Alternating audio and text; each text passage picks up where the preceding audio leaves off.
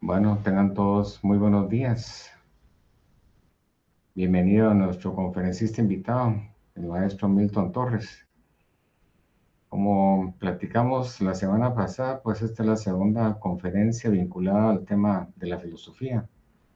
Y el objetivo, pues, de esta conferencia es proporcionar a los docentes una comprensión filosófica sobre la filosofía educativa con el fin de fortalecer su técnica andragógica, fomentando el pensamiento crítico, creativo y constructivo para desarrollar competencias genéricas del estudiante, saber ser, saber conocer y saber hacer, que está dentro del marco de la renovación curricular de arquitectura y también de diseño gráfico que se está iniciando. Y son pues los saberes que tenemos como competencias genéricas. Voy a permitirme presentar a nuestro invitado. Milton Alfredo Torres Valenzuela es profesor de enseñanza media en Filosofía y Letras por la Universidad de San Carlos de Guatemala. Es licenciado en Letras por la Universidad de San Carlos de Guatemala. Profesor e investigador en Lengua y Literatura Española por la Agencia Española de Cooperación Internacional. Máster en Dirección de Centros Educativos por el Centro de Estudios Villanueva, adscrito a la Universidad Complutense de Madrid. Estudios de maestría en filosofía en la USAC, me parece que es compañero también de nuestro conferencista la semana pasada, de Manuel Arriola. Estudios de doctorado en administración en la UNED de Costa Rica. Diplomado en Poder y Cultura de Paz por la Embajada de los Países Bajos y la Universidad Católica de Bruselas. Profesor titular por oposición en la Facultad de Humanidades de la Universidad de San Carlos de Guatemala y del Departamento de Letras. También fue profesor titular por oposición de la Facultad de Ciencias Jurídicas y Sociales de la Universidad de San Carlos de Guatemala. Exdirector del Instituto de Estudios de la Literatura Nacional Jens Lin de la Facultad de Humanidades de la Universidad de San Carlos de Guatemala. Es director del Departamento de Letras de la USAC. Fue miembro del Consejo Nacional para la Protección de la Antigua. Miembro de la Junta Directiva de la Casa de la Cultura del Centro Histórico de la Nueva Guatemala de la Asunción. Y también miembro de la Comisión de Investigación del Arte en Guatemala de la Dirección General de Artes del Ministerio de Cultura y Deportes. Así es que, bienvenido, Milton. Aquí tu auditorio son profesoras y profesores de arquitectura y diseño gráfico de la facultad. Muchas gracias por atender nuestra invitación. Pues gracias a ustedes por la invitación. Espero que me escuchen porque me acabo de poner audífonos. Sí, te escuchamos bien. Gracias. Pues es un gusto compartir con ustedes estas reflexiones acerca de la educación desde la perspectiva filosófica. Eh, Creo que es tan necesario hacer este tipo de reflexiones siempre. Creo que tienen que ser permanentes, pero la situación actual de la universidad y del país creo que amerita aún más ejercitarnos en el pensamiento crítico para poder acercarnos al entendimiento y a la comprensión de la realidad que nos está tocando vivir. Eh, el problema de la educación es relativamente nuevo como problema, pero como realidad es antiguo. Eh, el desarrollo humano es un proceso bastante complicado, pero a la vez es bastante claro si aplicamos el pensamiento al entendimiento de ese recorrido histórico, cultural, que el hombre ha hecho desde que es hombre. En el periodo, por ejemplo, paleolítico, encontramos un inicio de la conciencia que está separada del yo.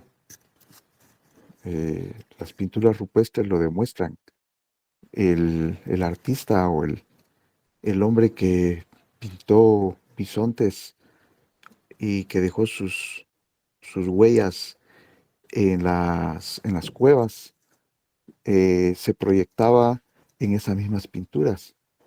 Y digo esto porque siempre creo que es importante hacer énfasis o poner énfasis en la evolución que ha tenido la conciencia, porque desde la perspectiva de la toma de conciencia del mundo y de sí mismo, el hombre va marcando el mundo y se va marcando a sí mismo. Realmente el concepto de mundo no se puede entender sin el hombre, y porque el mundo es una creación humana, y en ese recorrido de creación del mundo, el hombre va dejando su huella afuera y también va dejando su huella dentro, es decir, en la esfera íntima que es la conciencia. Pero en un inicio, el hombre todavía no tiene conciencia de que existe esa esfera interna, eh, y entonces proyecta su yo afuera. Él está afuera de sí mismo, y eso lo encontramos en las pinturas y en los vestigios culturales desde el hombre paleolítico hasta la cultura egipcia. Los griegos son los que dan un paso cualitativo importantísimo, porque aún los presocráticos en el ámbito de la cultura griega eh, se preguntan más por la naturaleza, por el mundo físico, y aquí sí hay que hacer la aclaración, ¿verdad? Mundo físico, porque el mundo a secas es una creación humana. El mundo físico más que por sí mismos.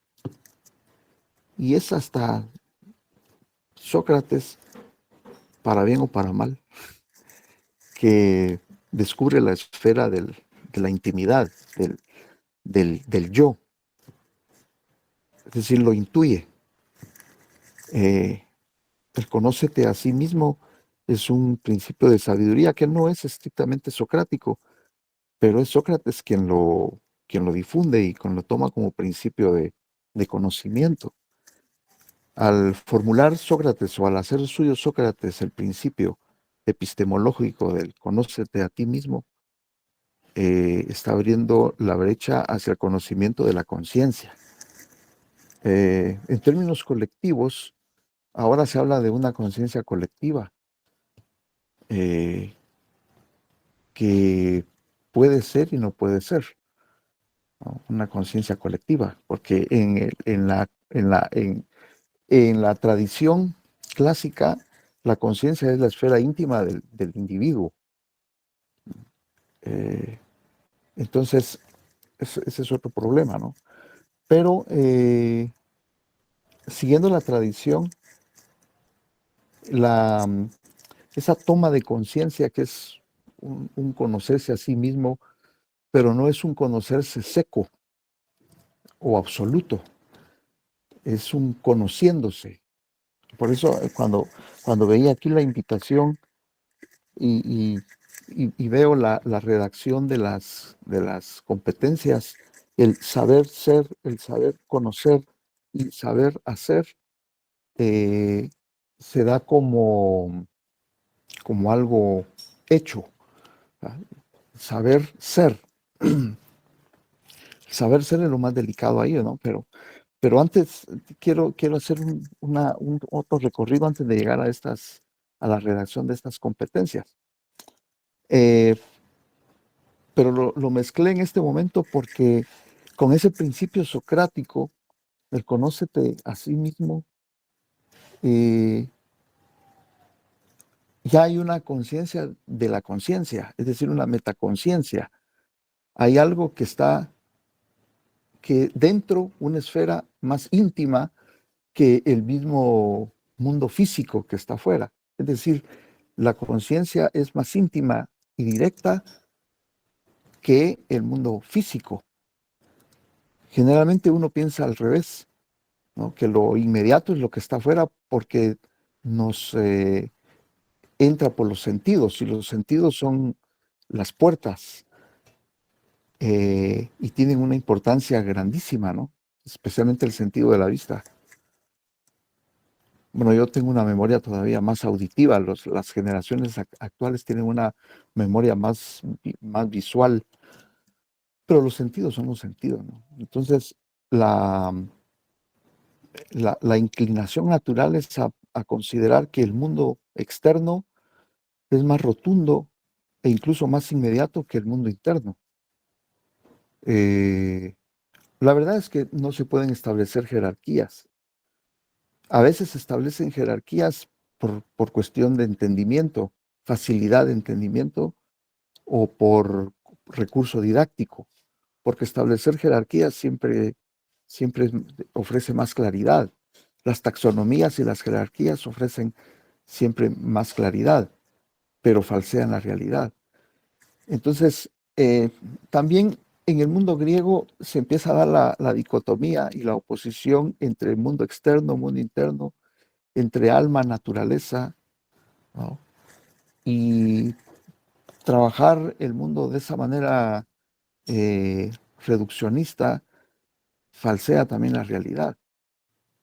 En el mito de la caverna, por ejemplo, Platón, que nos ofrece esa dualidad entre el mundo verdadero y el mundo de las sombras, eh, es una alegoría o un mito que no está todavía suficientemente eh, trabajado, aunque se han hecho tesis doctorales eh, por montón, ¿no? Referidos al mito de la caverna y a la República de Platón. Pero todavía hace falta entender, por ejemplo, la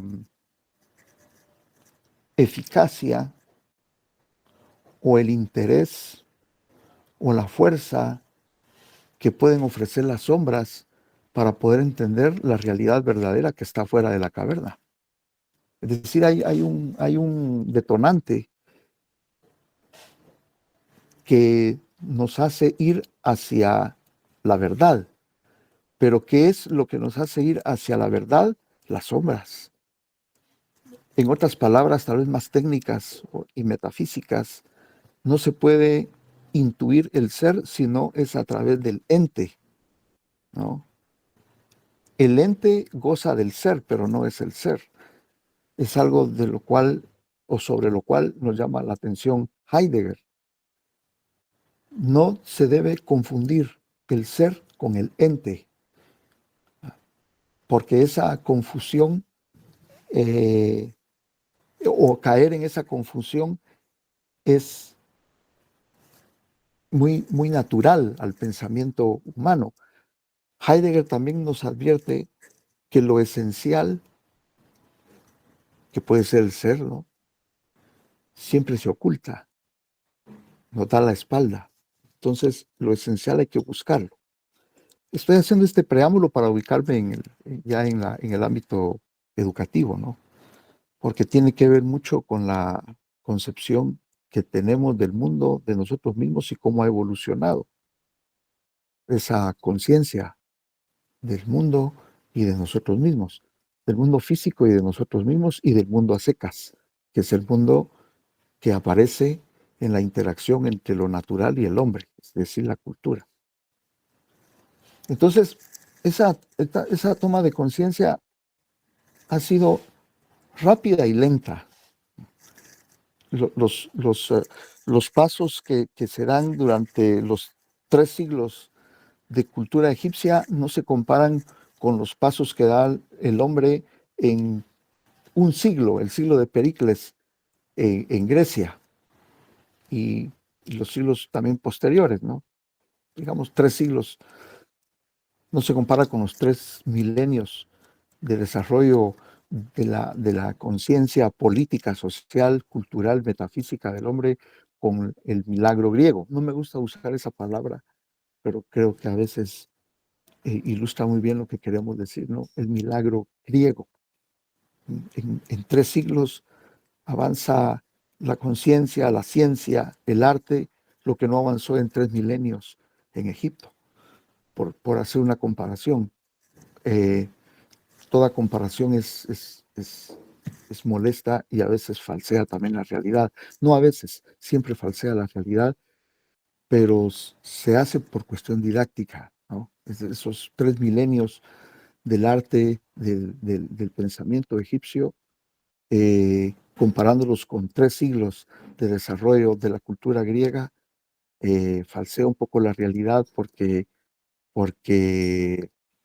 eh, hay otro tipo de avances también que contribuyen al milagro griego. Es decir, sin esos 3 milenios de desarrollo cultural egipcio no se podría haber llegado a los 3 siglos de desarrollo eh, inconmensurable de la cultura griega. Entonces, eh, todo está concatenado y todo tiene una relación. Bueno, pero ahí tienen que pasar mucho tiempo más, ¿no? En el periodo cristiano, la conciencia se reduce en muchos pensadores a la conciencia interna, a la esfera interna, pero que es el punto en donde el hombre toca lo divino. Eh, Solo ahí se puede tocar lo divino.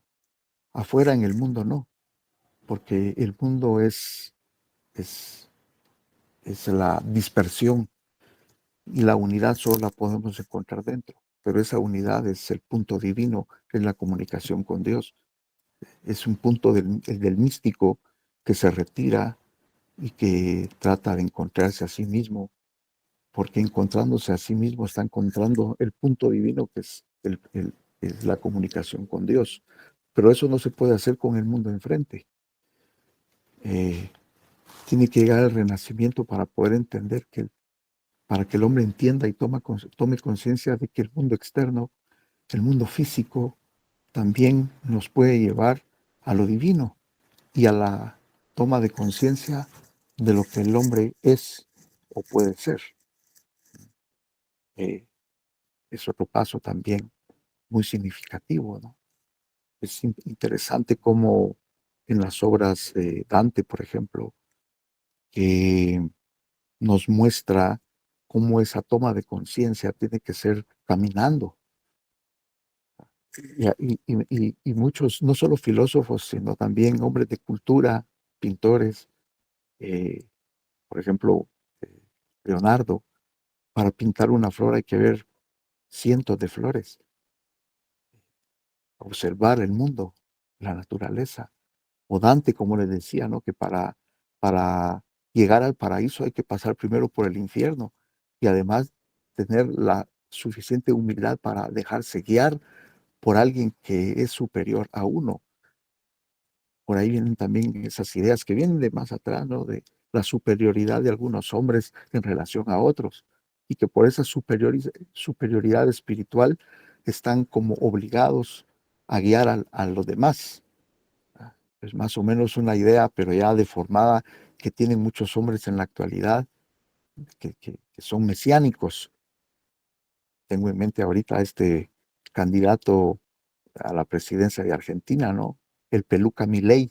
Milei creo que es, que también se cree mesiánico, el Mesías, ¿no? Iluminado.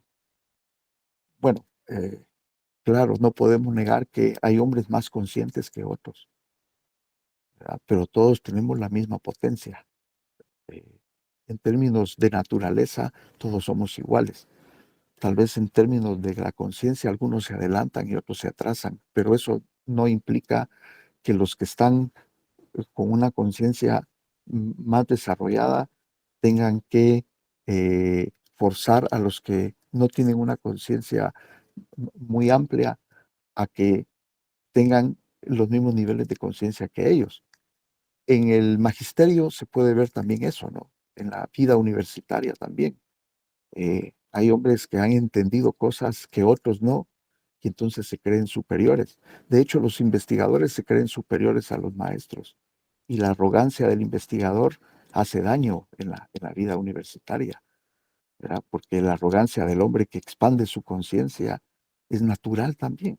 La cuestión es, siguiendo los pasos estoicos, mantener bajo control ese sentido de supremacía o de arrogancia que puede tener el hombre y que de hecho lo tiene el hombre dedicado a la ciencia o al arte.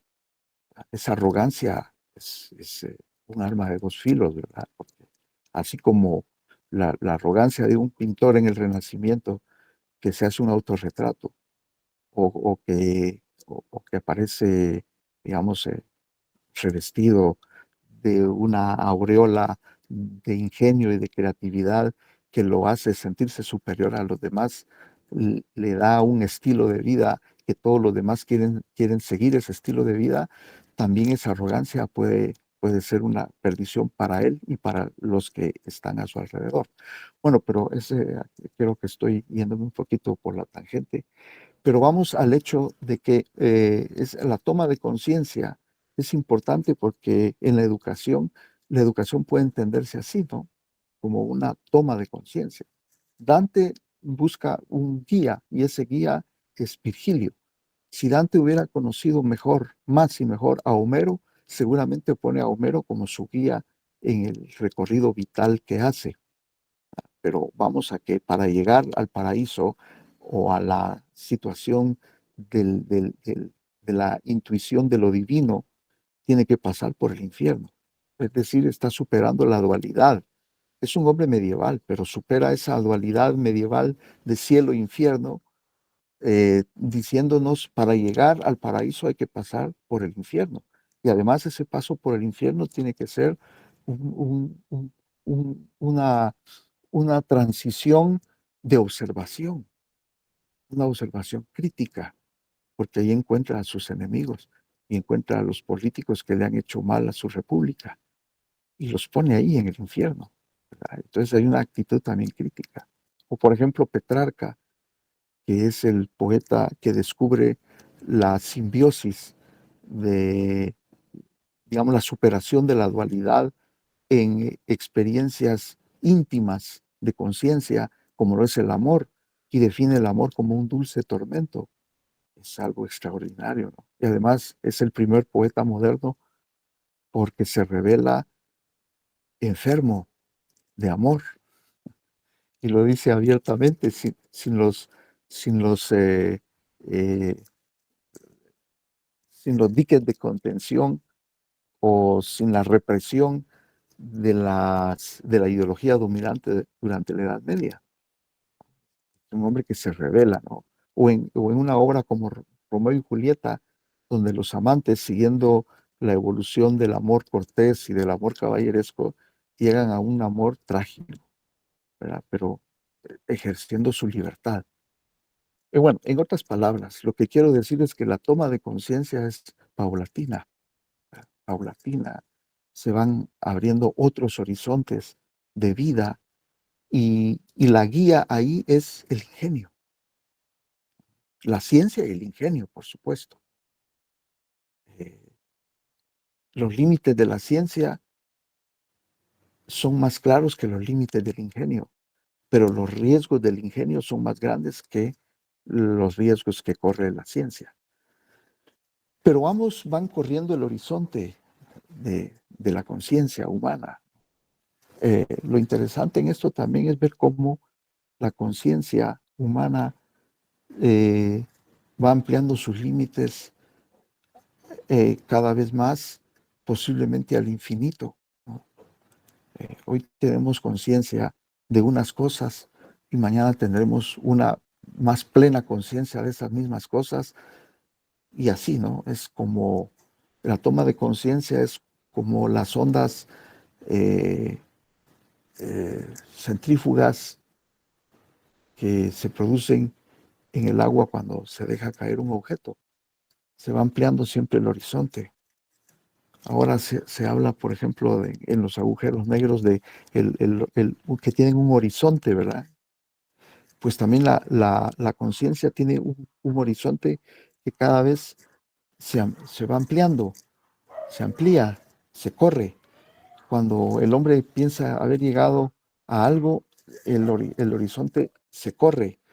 Y así puede entenderse la historia de la cultura, del arte, de la filosofía y de la ciencia, como ese corrimiento que, que se va dando conforme el hombre hace su recorrido vital. Ahora hay algo también importante, que la toma de conciencia solo se produce moviéndose.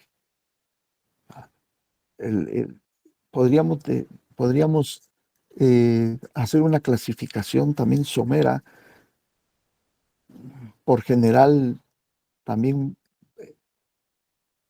en muchos aspectos falsa, que sería la del hombre que es pasivo frente al hombre que es activo.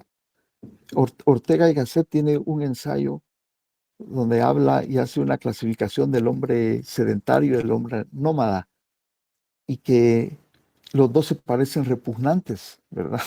El hombre que es contemplativo es el sedentario, o equivale al hombre sedentario, que, que no le gusta explorar, que asume la vida como con una actitud contemplativa, pasiva.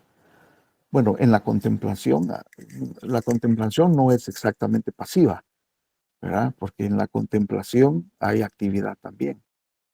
Pero comparado con el hombre nómada que se mueve, que es activo, que, que en términos materiales está en capacidad o en más capacidad de correr el horizonte de expectativas y de conciencia más que el hombre sedentario y contemplativo, hay una, hay una tensión, inclusive tensión dramática, a veces a muerte, ¿no? A los hombres como yo, que somos, yo me considero muy sedentario, ¿no? Y más contemplativo que hombre de acción. A mí me cuesta investigar, por ejemplo. Eso es que estuve en un instituto de investigación, pero me cuesta investigar. Eh, eh, se produce una tensión, una tensión en uno mismo, entre la actitud e inclinación natural a ser más contemplativo o sedentario frente a algo que es más de acción. Pero la conciencia surge más, eh, amplía sus horizontes cuando el hombre actúa. Por eso una crítica constructiva que al final quería hacer, pero me estoy adelantando un poquito, es en la utilización de los verbos en infinitivos. Saber ser, saber conocer, saber hacer. Conlleva una actitud contemplativa, pasiva. El infinitivo no es verbo, es un sustantivo, ¿no? Parece una canción de Arjona, ¿verdad? Pero la toma de conciencia es más en la acción, en el caminar, en el investigar, en el crear. Entonces, yo pienso que los verbos para las competencias eh, quedarían mejor redactados en gerundio o en participio. Por ejemplo, eh, podríamos decir saberse siendo, ¿ah? No saber ser, no, saberse siendo. Yo estoy en actividad, estoy caminando, yo me entiendo, me comprendo, pero caminando. Nietzsche en uno de sus ensayos dice, mis mejores ideas, mi pensamiento se activa más cuando camino, no cuando estoy sentado en un escritorio, sino cuando camino, se activa. Ahora sabemos que la mente tiene que estar metida en todo, ¿no? Está hasta en las uñas, y la mente se proyecta inclusive más allá del cuerpo. Y todo lo que afecta al cuerpo afecta a la mente. Pero hay filósofos, el método peripatético, aristotélico, platónico, de reflexionar caminando creo que es un elemento, un fenómeno, una realidad que está poco estudiada, o tal vez muy o poco estudiada, no sé, pero hay poca difusión. Cómo la mente se activa también más y mejor en acción, no estando sentado. Bueno, entonces sigo con las ideas que traía. Esa toma de conciencia es paulatina. Pero cuando el hombre llega a tomar conciencia de que para tomar conciencia hay que dedicar esfuerzo educativo, entonces surge el problema educativo. Si la educación como factor, elemento o recurso para la toma de conciencia. Es decir, estar alerta, vivo, como dicen hoy los muchachos, ¿verdad? Vivo, pues, eso es, estar vivo, ¿no? Estar consciente, porque a veces la cotidianidad nos mata, nos apaga la conciencia. Si yo me meto a la cotidianidad a diario y hago lo que tengo que hacer, ahí la conciencia está anulada. Se hacen las cosas mecánicamente. No se está consciente, ¿verdad? Se está metido en un proceso de trabajo que los griegos ya se habían percatado de eso, ¿verdad? Por eso odiaban el trabajo físico, porque el trabajo físico nos hace inconscientes. Esto es discutible, ¿verdad? Porque hoy sabemos que la mente está también activa aún con el trabajo físico y se estimula con el trabajo físico. Eh, pero en el mundo griego no, dice Nietzsche en uno de sus ensayos, hablando de Fidias, ¿no? Tal vez el más grande escultor de la antigüedad griega, época de Pericles. Aunque Fidias era el mejor escultor, ningún joven aristócrata griego pudo haber querido hacer el trabajo de Fidias, porque era un trabajo manual. Ningún joven aristócrata griego pudo haber envidiado el trabajo de Fidias, porque era un trabajo manual, la escultura, la pintura. Por eso en esa época se valoraba más la literatura, porque la literatura es un trabajo mental, es un arte que tiene una jerarquía más alta. ¿Por qué? Porque es un trabajo de la mente, no es un trabajo que se hace con las manos. Bueno, hoy sabemos que todas las demás artes tienen un trabajo mental también, pero su expresión inmediata es un trabajo manual. Pero entonces, la apuesta por la toma de conciencia en el mundo griego se despierta también o se hace evidente con el concepto de arete y con la actividad pedagógica, despreciable, de eso que se encargue un esclavo para enseñar. Y de ahí viene el desprecio también del magisterio, porque ser profesor a veces hasta a algunos profesores que he conocido hasta les da vergüenza decir que son profesores. Tal vez de la universidad no, o tal vez sí, no sé. Pero decir, ¿qué es usted, profesor?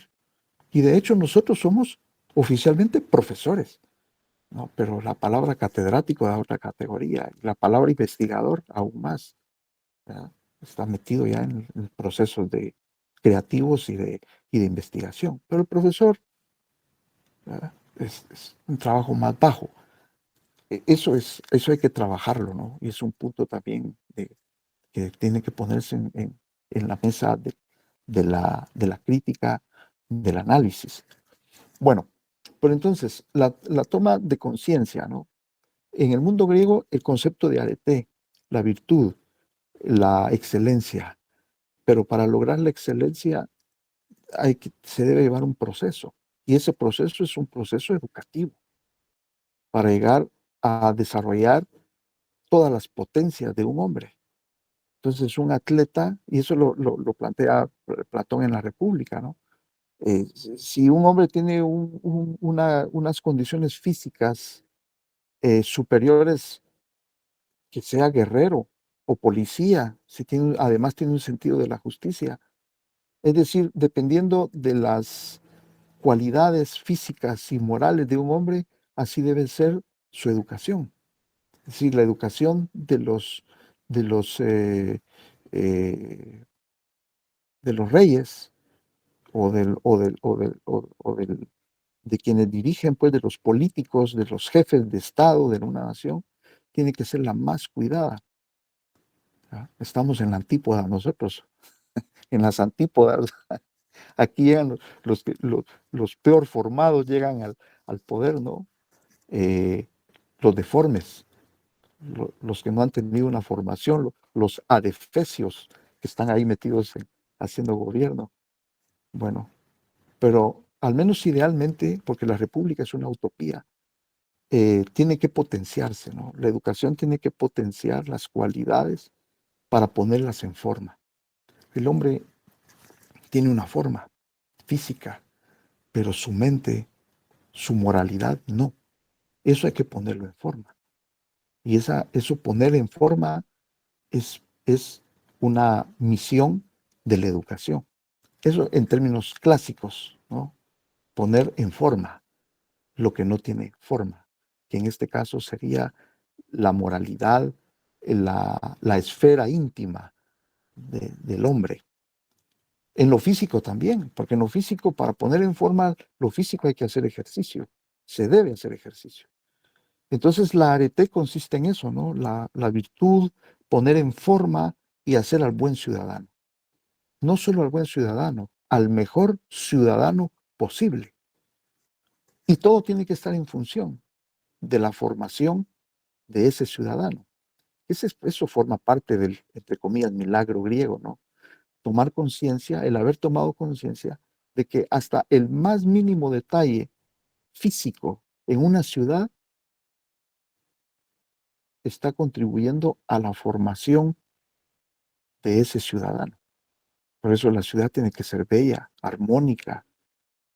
Los edificios tienen que tener una proporción áurea, ser magníficos, porque eso está en función del buen ciudadano o del mejor ciudadano. Ese es el arete, por eso se hablaba del arete del caballo también, porque un caballo tiene que tener su forma, tiene que tener su forma, ponerlo en forma. Un caballo de guerra tiene que tener una forma y funcionar, ¿no? Como caballo de guerra. Los romanos quisieron tanto a sus caballos que hasta les tenían médicos, ¿verdad? Quienes los cuidaban cuando se jubilaban los caballos por viejos, eran los veterinarios. Entonces, ese sentido de formación es clásico. Ahora sabemos, pues, que esa formación obedece también a intereses políticos, porque ¿quién determina la forma de un ciudadano? El poder. Pero eso, meter la, la variable poder en la educación, eso es relativamente nuevo. Meter esa variable, es decir, ¿quién determina la forma que debe tener un ciudadano? El poder. Entonces, la educación es toma de conciencia, pero esa toma de conciencia es paulatina, ¿no? Es lenta y rápida, por momentos rápida, por momentos lenta. La Edad Media fue muy lenta, pero en el Renacimiento empieza a acelerarse esa toma de conciencia a tal grado que hay que frenarla. En el siglo XVIII se frena un poquito porque el ingenio va retando mucho. El hombre ingenioso es peligroso también. Entonces hay que frenarlo un poquito y meterlo en el canon. De ahí que meter en el canon significa, en términos educativos, atenernos a la tradición. Y la tradición nos dice que la educación debe ser también un medio para, un medio para transmitir lo valioso acumulado a las generaciones nuevas. Pero ¿quién determina qué es valioso y qué no? A veces no solo la experiencia o la vida, es el poder, ¿no? Por eso les digo, meter la variable poder es relativamente nuevo en el problema educativo. Pero luego está también como fenómeno educativo la transgresión. Si no puede haber evolución si no hay transgresión. La transgresión es lo que permite la innovación. El canon, es la tradición, es lo seguro, lo que la historia ha valorado como positivo y también la experiencia humana. Eso hay que pasarlo a las generaciones nuevas. Pero si solo se pasa, no hay innovación. Entonces, para que haya innovación, tiene que haber transgresión del canon, transgresión de la tradición. Por eso esa palabra tradición y el mismo fenómeno de tradición es un concepto y una realidad, digámoslo, positiva y negativa. Una realidad positiva y negativa. Porque la tradición es un ancla también. Tiene que haber un punto de transgresión para poder evolucionar, para poder superar el canon. Bueno, entonces aquí viene otro problema educativo, ¿no? Para que se produzca esa transgresión, la educación y los docentes tenemos que tener cuidado para saber si esa transgresión es legítima o no y si se produce en las condiciones óptimas para que se produzca ese punto de transgresión o se produzcan esos puntos de transgresión. ¿Dónde se ha transgredido generalmente? Donde se ha ampliado la conciencia, donde hay poder. Si no hay poder, no hay posibilidad de transgresión ni de innovación. El poder es un factor fundamental. Por ejemplo, eh, tengo en mente las innovaciones que se han hecho en el arte, por ejemplo en la literatura. En el Renacimiento, finales de la Edad Media, ¿dónde aparecen los puntos de innovación más importantes? En la literatura, digamos, en los temas literarios o en los temas de enfoque y de análisis filosófico, en las cortes, en el clero, en las cortes y en la clase burguesa, que son los tres eh, puntos, las tres esferas de la realidad donde hay poder. Después en las universidades, que realmente, tal y como están las cosas en las universidades del mundo, no deberían de llamarse universidades, sino diversidades, porque no hay puntos de unión y no hay interés por buscar esos puntos de unión de la ciencia y el arte, la técnica, del canon, de la tradición y de la heterodoxia, es decir, de la transgresión. Una universidad debería de ser eso, un crisol de posibilidades, de fusiones, de uniones, pero no lo hay, no lo son. Pero al menos esa era la intención de las universidades que surgen a finales de la Edad Media, ¿no? Universus unum, hacia la unidad espiritual, cultural, no la dispersión, no la diversidad. Bueno, la diversidad está ahí, ¿no? En el mundo, pero la mente es la que debe unir esa diversidad, unirla y buscarle el sentido de la unidad.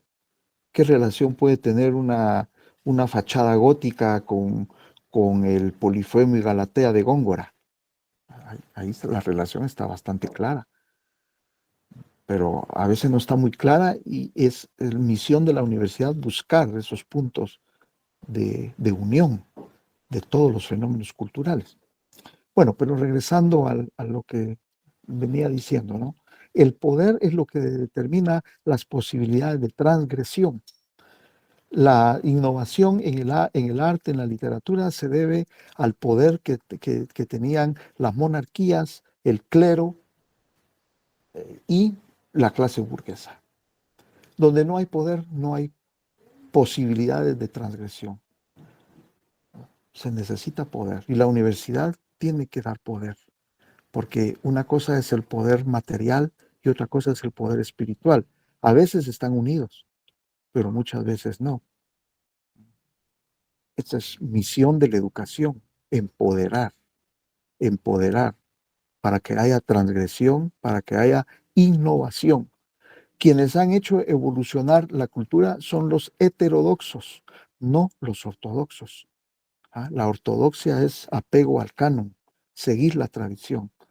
La heterodoxia es transgresión, es innovar, ver otras posibilidades de vida, otras posibilidades de conciencia, ampliar la conciencia, en otras palabras. Entonces, esa toma de conciencia, repito, porque es sobre lo que estoy recalcando mucho, porque es misión para mí fundamental de la educación ampliar siempre los horizontes de conciencia, no solo del mundo físico, sino especialmente del mundo interior. El control, bueno, no, el control es después. Primero el conocimiento, el entendimiento, para tener el control mental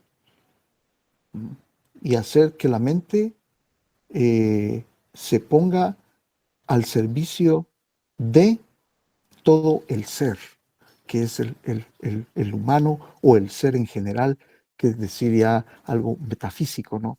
Bueno, también el hablar del ser en los entes es algo metafísico. Ya de hecho, hablar del ente es la antesala de la metafísica, porque es la ontología, ¿verdad? La ontología es la antesala o parte ya, la puerta abierta hacia la metafísica. No puede entenderse ningún problema ontológico si no es a la luz de la metafísica. Eh, entonces, esa toma de conciencia, repito, porque ya lo dije hace un momento, esa toma, ese corrimiento del horizonte de conciencia que tiene que ser la educación y que lo ha sido, ¿ah? Porque la educación lo ha sido, es transmisión de lo valioso del canon, pero también es transgresión e innovación para correr el horizonte de la conciencia.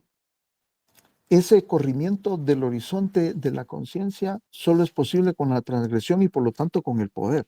Y por eso es misión de las instituciones educativas empoderar. Hay un tema que en Guatemala no está sugerido y precisamente lo sugirió Arévalo Bermejo, ¿no? ¿Cómo superar en el guatemalteco ese complejo, el servilismo?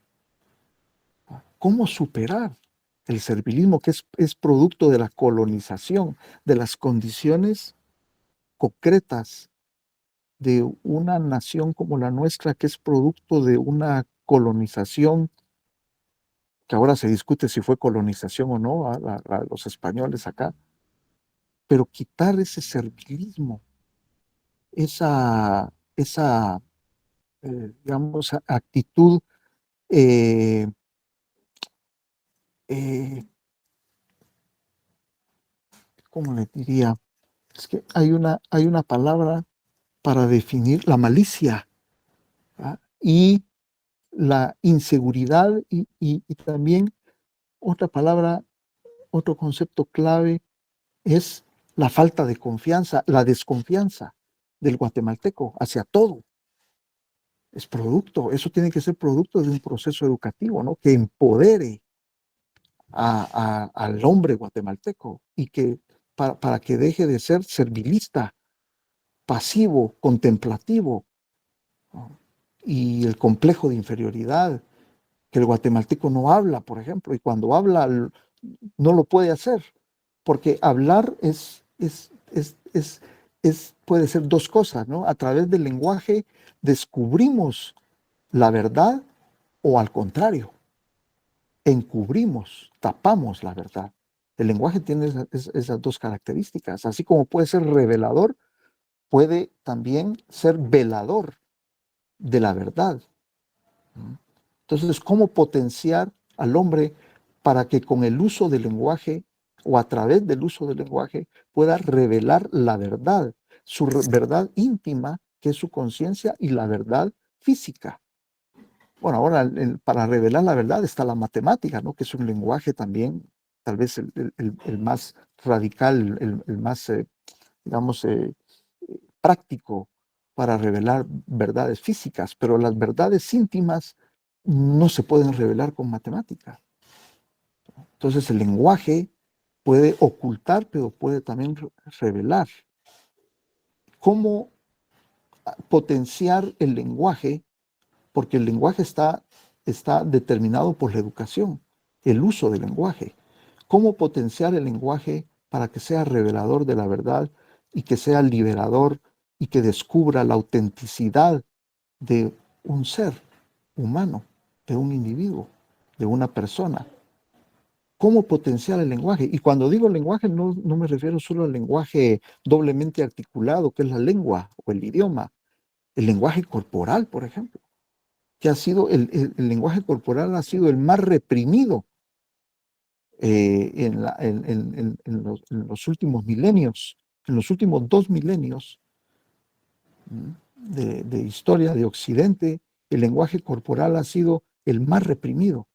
Y si tomamos en cuenta que la mente tiene que ver con el cuerpo, la represión del cuerpo se traduce en represión de la mente.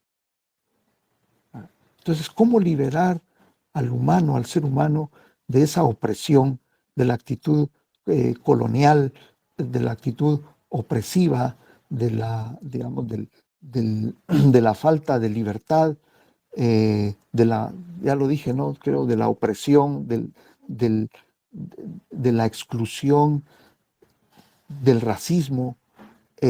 ¿Cómo liberar al humano de esto? Tiene que ser un proceso educativo, pero un proceso educativo o procesos educativos heterodoxos, es decir, transgresores, creativos, y eso necesita poder. Poder. La universidad creo que no está empoderando de esa manera, porque en la misma universidad encontramos represión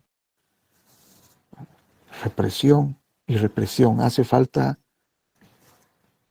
para mí, algo equivalente a un observatorio pedagógico que señale, que haga evidente los rincones, los sectores dentro de las instituciones educativas como la universidad, donde hay represión, donde no hay creatividad ni respeto, sino opresión, porque es bastante natural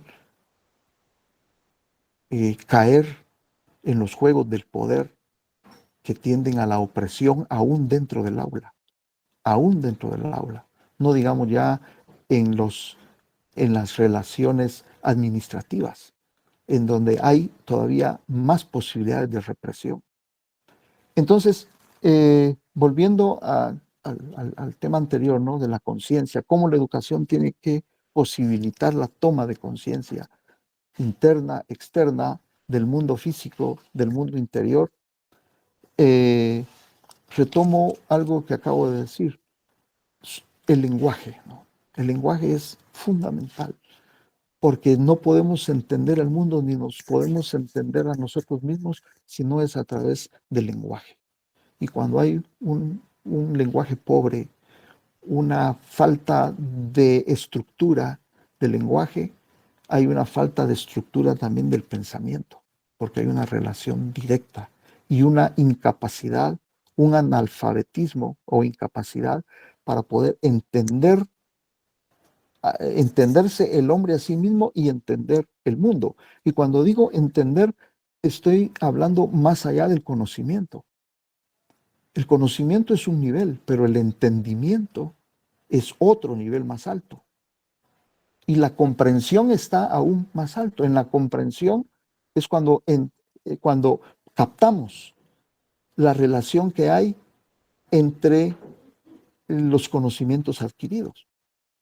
¿Qué relación hay, digamos, entre el teorema de Pitágoras y una metáfora en un poema?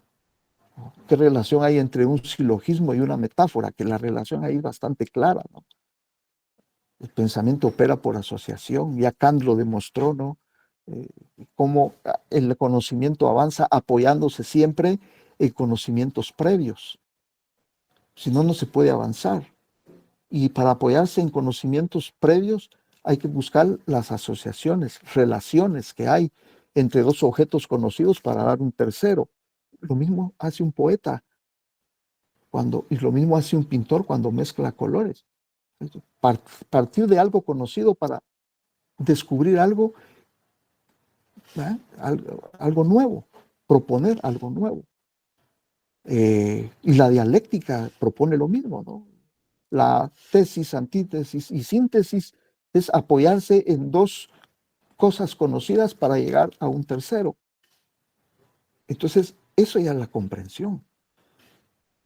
Ese es un nivel superior que hace que el horizonte de la conciencia se expanda aún más, se corra aún más. Y al correr ese horizonte de conciencia, el hombre resulta ser más y mejor educado, porque hay comprensión, hay mayor comprensión de las cosas, de los objetos, de los fenómenos, del mundo, de la conciencia misma. Un paso también significativo, valioso, significativo, interesantísimo, que se da pocas veces, es el corrimiento hacia la, lo, lo, para decirlo con un lexema, un meta, ¿no? El metaconocimiento es epistemología, metalingüística, metapoesía. Es decir, cuando por ejemplo un científico, aparte de hacer ciencia, reflexiona acerca de la ciencia, es un epistemólogo, es un científico de la ciencia. Cuando un poeta reflexiona acerca de la poesía, es un metapoeta. Ese es otro nivel de conciencia. Es decir, yo hago algo, pero lo hago tan cotidianamente que lo hago mecánicamente. Y eso pasa con los investigadores, ¿no? Recolectando muestras, haciendo estadísticas, etcétera. Lo hago mecánicamente. Recopilo información y ese es mi trabajo, recopilar información. Pero cuando se reflexiona acerca de ese trabajo, estamos dando un paso más arriba y ampliando más la conciencia con una epistemología, con una metalingüística, una metapoesía, porque el investigador está reflexionando acerca de su ciencia. ¿Qué sentido tiene esto? ¿Qué es lo que falta en la educación? Encontrar el sentido, la comprensión, la búsqueda de sentido. ¿Qué sentido tiene, qué digo yo, por decir algo, ¿no? ¿Qué sentido tiene la búsqueda de la naturaleza o las características de las partículas elementales o subatómicas? Que ahora, diciendo esto, me recuerdo que en esa tesis de Heidegger, de que hay el ser a través de algunos entes nos dan la espalda y huyen cuando lo buscamos. Cuando buscamos el ser de algo, huye, se esconde. Viendo unos documentales de física cuántica, también hay partículas que cuando se observan huyen y se esconden. Más o menos ese es el camino, el proceso, que algunas cosas que son esenciales eh, asumen, el ausentarse, el huir. Y entonces el pensamiento tiene que aplicarse a buscarlas. Y muchas veces no se encuentran, pero se intuyen. De ahí lo valioso que es la intuición. Lo valioso que es la intuición. Claro, la intuición no es nada segura. A veces es segura y a veces no, la intuición. Pero la intuición ha sido olvidada en los procesos educativos. La educación de la intuición para poderla controlar, la intuición. Yo me recuerdo una experiencia que, que tuve hace muchos años, ¿no? Cuando me interesó un poco la astronomía y recuerdo que para ver Andrómeda, la constelación de Andrómeda, eh, que se puede ver a simple vista, no hay necesidad de telescopios ni de binoculares, se puede ver a simple vista, pero no se puede ver directamente. Para poderla ver bien, o tal vez se puede ver directamente, pero es más fácil verla de reojo. Es decir, dirijo la mirada hacia otro lugar que está cerca de Andrómeda y entonces veo la nebulosa aquí al lado izquierdo, pero no la estoy viendo directamente. la estoy viendo de reojo. Hay cosas que tienen que verse así. Es una metáfora, ¿no? Verlas así, porque directamente no se entienden. Y ahí es donde la intuición entra en juego. Lo intuyo. No lo veo, pero lo intuyo. Y ese ha sido otro elemento descuidado por la educación. La educación no nos abre todas las puertas, nos abre las puertas que el poder quiere, que el poder ha determinado. Pero, por ejemplo, el poder de la intuición no lo abre. El poder, digamos, de la mente creativa no lo abre la educación. Es el individuo el que ha tenido que buscar por sí mismo, porque la educación es colectiva, ¿no? Es un fenómeno colectivo, político, pero esa educación es la que el poder quiere. Cuando el individuo busca por cuenta propia fortalecer su intuición, su creatividad, potenciar su mente, ese es un trabajo que ha tenido que hacer individualmente, porque la educación no potencia eso. No le interesa potenciar al individuo, ¿va? Sino le interesa potenciar al ser social, al hombre que va a ser productivo, que va a desarrollar un papel o un rol dentro de un colectivo. Pero la educación descuida el mundo interno, personal, íntimo del ser humano, la intuición, la creatividad, la mente. Son aspectos descuidados por la educación. Ahora está tomando mucha vigencia la educación estoica, ¿no? Porque la educación estoica o la filosofía estoica, y créanme que en Europa hay un boom, por decirlo, no me gusta usar esa palabra, pero se me pegó porque vengo del mundo de la literatura, y en el mundo de la literatura se habla mucho del boom latinoamericano, que siempre les digo, me parece, lo voy a decir así, discúlpenme, pero a mis alumnos a veces les digo, eso de boom me parece una tontería, ¿no? Lo digo con otras palabras, pero me da pena decirlo. Es el boom. Bueno, pero digamos el boom. O decir también tip. Le voy a dar unos tips. También, ¿verdad? Bueno, pero es un estallido, pues, para no decir boom, que casi lo mismo. Es un estallido de la educación estoica, de la filosofía estoica. Porque se ha descubierto que el estoicismo sí potencia la mente. Estudia y potencia la mente. Tiene su deficiencia, ¿no? Tiene sus deficiencias, pero por lo menos sí hay un interés en el estoicismo, un interés claro y práctico de estudiar la mente y aprovechar el recurso de la educación mental del hombre. Eso probablemente le llegó a los estoicos de las filosofías orientales, ¿no? Pero la educación occidental está totalmente fuera de esa esfera. A la educación occidental, en todos los niveles, les interesa solo el hombre político, el hombre productivo, el hombre en su personalidad, en su interioridad, cero, ¿no? Cero. Entonces, son áreas en donde la educación tiene que tomar conciencia de que son áreas descuidadas durante siglos, que eso el ser humano lo ha hecho por cuenta propia, a través de experiencias propias, de intereses propios, pero la educación está fuera de esas esferas íntimas. Tal vez sea mejor así, ¿no? Pero por lo menos la educación debería tener conciencia de que lo que está haciendo fuera del individuo repercute al interior del individuo. Una educación represiva, humillante, hace hombres sumisos.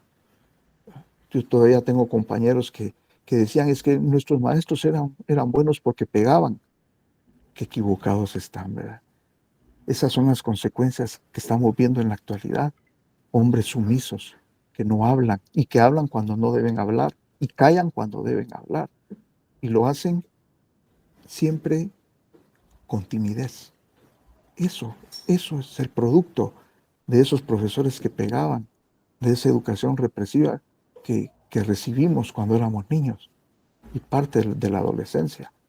Entonces, la toma de conciencia es fundamental en Perdón, cualquier proceso educativo. nos quedan 10 minutos para que vayas pensando Muy bien, cómo ir cerrando ahí tus sí. conclusiones. Gracias. Entonces yo pienso que debemos asumir una actitud heterodoxa, transgresora. Solo ahí está la salvación. Yo recuerdo cuando tenía cursos de primer ingreso, que son cursos muy formativos para un docente, como colegas me decían en sesiones de claustro, ¿no? Fulano de tal y fulano de tal son estudiantes problemáticos, ¿no? A los problemáticos. Una facultad de ciencias jurídicas y sociales donde tiene una jornada que se creen exclusivos en la mañana porque estudian en la mañana y supuestamente, entre comillas, les han puesto a los mejores profesores. Es una tontería, ¿no? Una universidad que se cree democrática y cometer errores de ese tipo. Esa exclusividad para unos, el vulgo por otros, que se eduque de otra manera, es una estupidez dentro de la misma universidad. Entonces, creo que la actitud crítica es fundamental como docentes, como investigadores. Y, y, y actividades como esta, pues son más que necesarias. Yo lo dejo ahí, Carlos, por si hay alguna pregunta o comentario. Muchas gracias. Vamos a dejar el espacio abierto entonces por si quieren alguien hacer alguna consulta, alguna pregunta, comentario. Pues de hecho ya aquí Claudia ya le hizo un comentario que hace falta una segunda parte de esta conferencia para seguir profundizando. El tiempo siempre es corto. Sí, Bueno, ¿algún siempre es. comentario, Nacho, por favor? Sí, buenos días a todos. Gracias por esta conferencia. Me llama mucho la atención lo que comentaba acerca de poder empoderar, que era la base importante que se requiere en los procesos educativos. No sé si usted nos pudiera comentar desde su experiencia qué esfuerzos o de qué manera se podría fortalecer este camino del empoderamiento al momento de impartir las clases. Eh, por lo menos te puedo decir que el que los estudiantes hablen ya es un principio. Que hablen, aunque se equivoquen, aunque digan cuestiones que uno dice, esto no tiene nada que ver con el, pero hable, está hablando. Y por eso en cursos masivos que tienen más de 60, 80, 100 estudiantes, eso no es posible, eso no es adecuado. Los grupos de estudiantes tienen que ser eh, con pocos estudiantes, ¿verdad?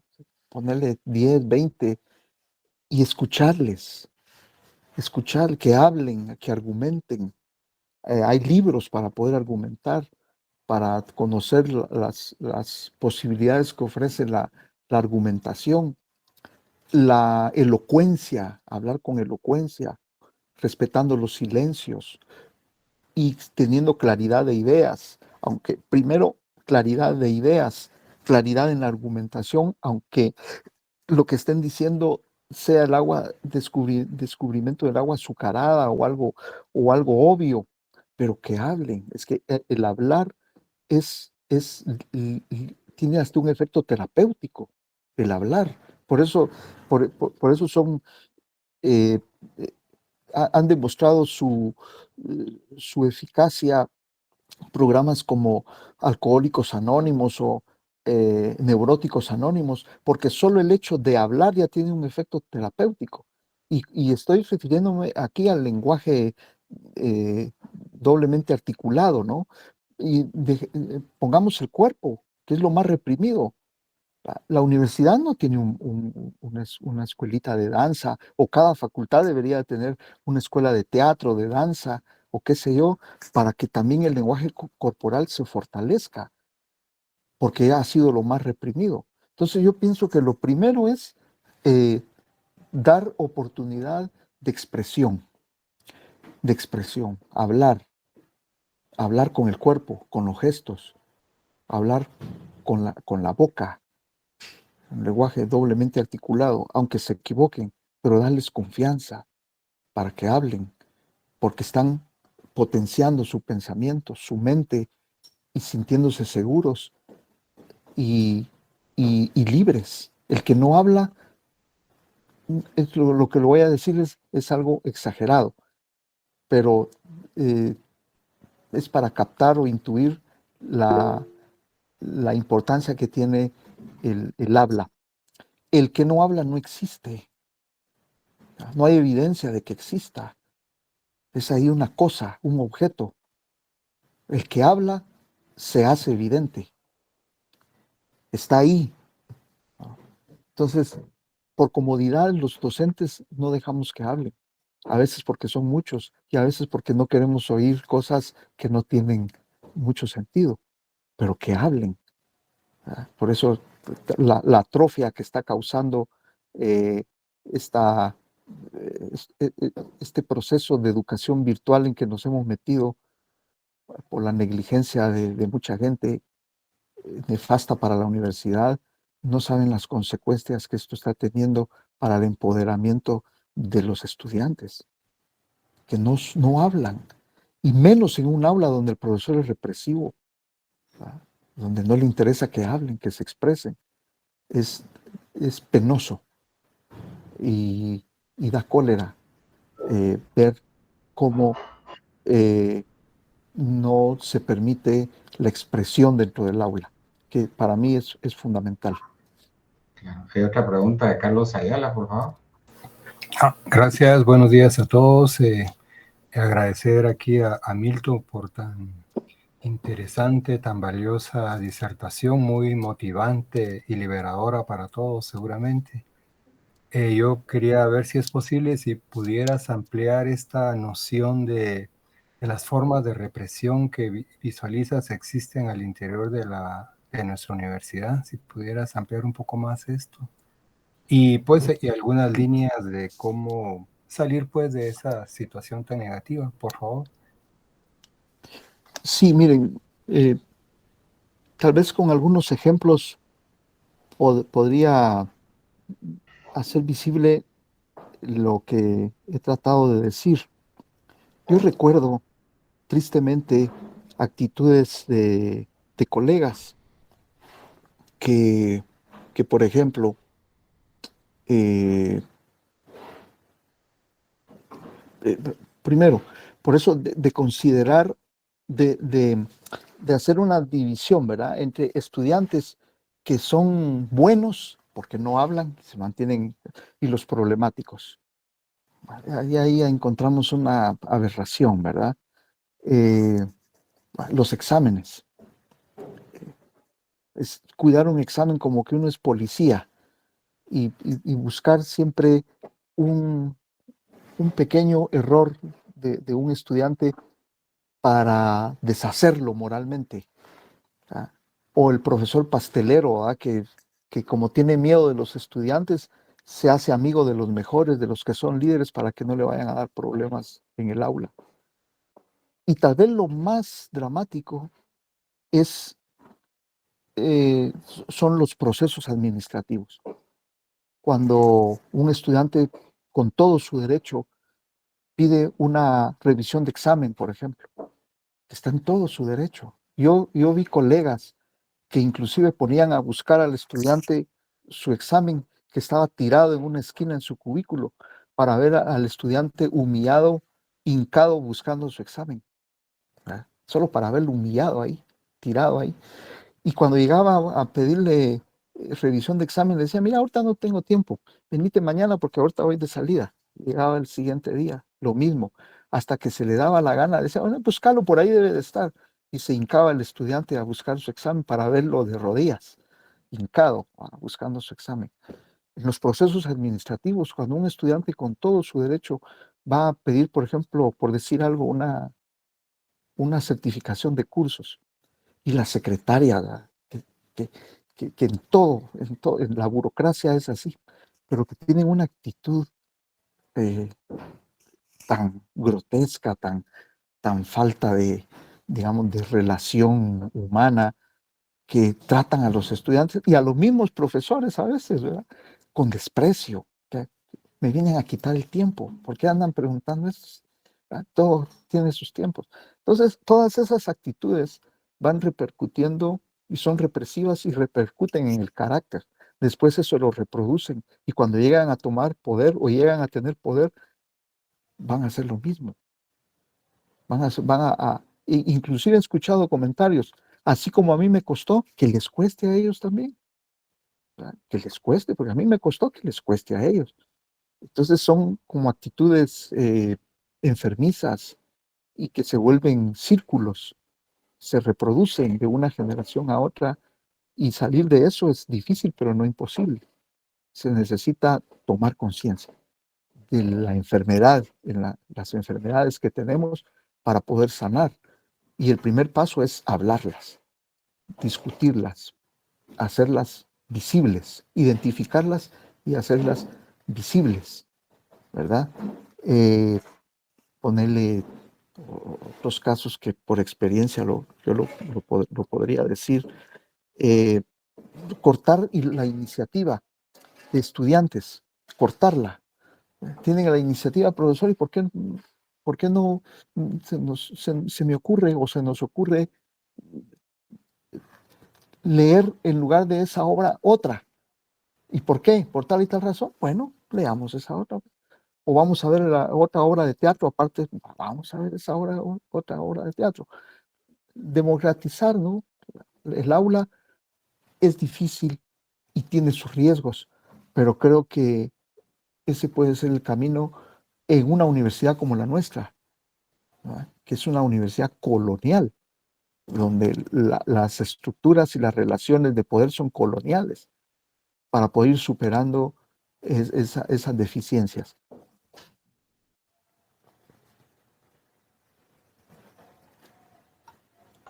Ok, muchas gracias, Milton. Muy importantes tus reflexiones que nos estás dejando el día de hoy. Hay varios comentarios ahí positivos de los profesores que los han dejado por escrito por acá. Y creo que es muy valiosa tu intervención para fortalecer esos procesos internos. Y bueno, todos a buscar esa formación heterodoxa, a generar la transgresión y la innovación y dejar hablar a los estudiantes en la clase y obviamente democratizar las aulas. Así es que muchas gracias, el tiempo ya se nos ha agotado. Los profesores tienen que regresar a sus clases, pero muy agradecido. Solo vamos a tomar tu recomendación de cómo redactar de mejor forma precisamente las competencias genéricas. Bueno, eso es para discutirlo. También he visto ciertas deficiencias cuando redactan la misión, la visión y todo eso, que todo está en función de formar profesionales, ¿verdad? Como les digo, la universidad está haciendo personas del cuerpo para afuera, pero la universidad no se preocupa del cuerpo para adentro, sino en seres productivos que vayan hacia políticos, que vayan hacia afuera, que no está mal, pero descuida lo interno. Entonces, en la visión, todo eso que se redacta ahora, ¿no?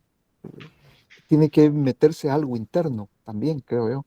No solo pensar en profesionales, porque les aseguro que un buen porcentaje, si no el más alto porcentaje de docentes y de estudiantes en la universidad cree que la universidad es solo formación de profesionales, hacer buenos profesionales. No es así. Es una parte, pero no, ni siquiera la parte principal. En una universidad como la nuestra, ¿no? Que es una universidad popular, es una universidad hecha para el pueblo. Ahora, las universidades de élite, pues esa es otra cosa, ¿no? De los que se consideran élites. Esa es otra cosa. Es hacer personas, ciudadanos, generar ese pensamiento reflexivo y crítico.